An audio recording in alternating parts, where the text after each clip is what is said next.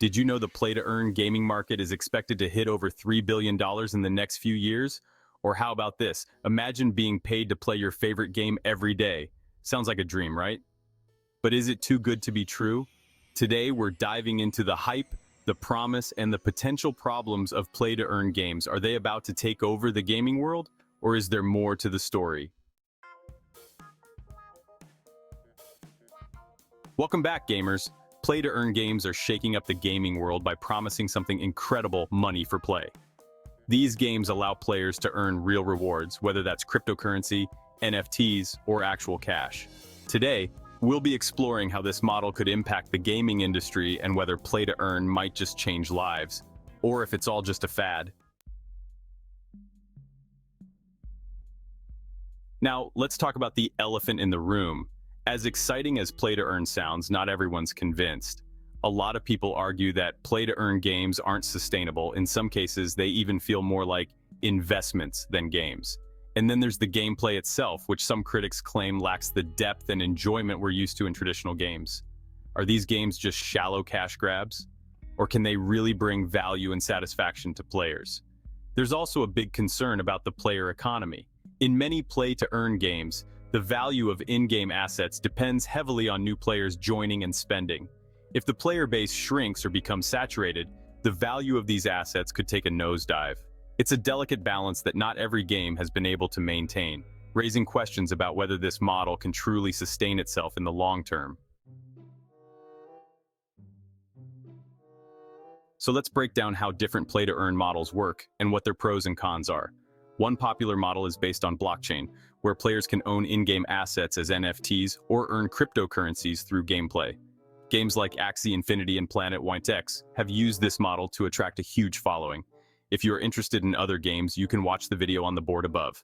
Planet X stands out by combining play-to-earn with environmental and resource management themes, allowing players to collect virtual land and resources to rebuild a digital Earth.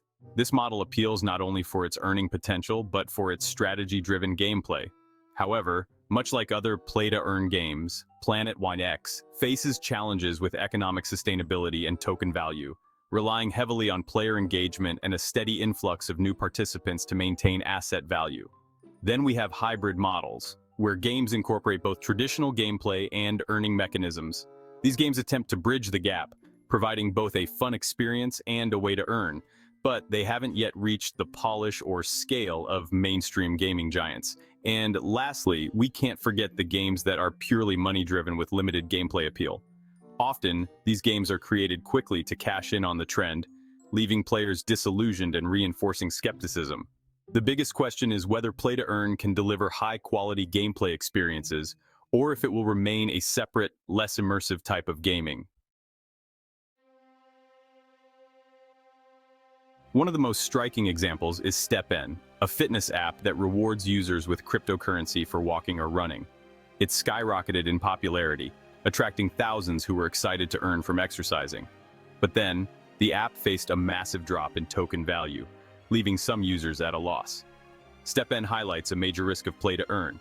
The promise of quick money can attract users, but if the economic model isn't strong, it's easy for it all to fall apart. This case study raises essential questions about what play-to-earn needs to thrive. Does it need a solid gaming experience at its core, or is the financial incentive enough to sustain it? And more importantly, can the average player actually benefit from these games, or will only early adopters see significant gains? So, what's the verdict? Play-to-earn games hold incredible potential for both players and developers, but they come with some serious challenges. While some games have succeeded in creating real economic value, others are struggling to maintain sustainable ecosystems. The future of play-to-earn gaming depends on finding the right balance between financial rewards and quality gameplay.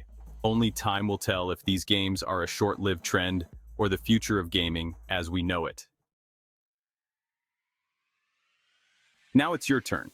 What do you think about play-to-earn games? Are they the future or just a bubble waiting to burst? Let me know in the comments below.